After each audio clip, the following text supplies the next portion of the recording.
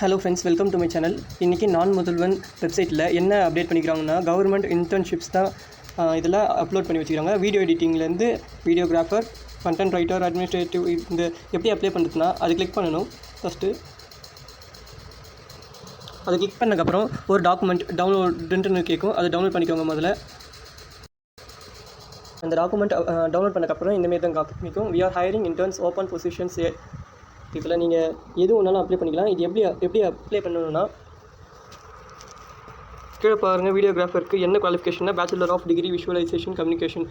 இது எல்லாத்தையுமே நீங்கள் படித்து தான் எல்லாத்தையுமே பண்ண முடியும். இது எல்லாத்தையுமே நீங்கள் முதல்ல படிச்சுட்டு அதுக்கப்புறம் எது மூலயமா அப்ளை பண்ணணும்னா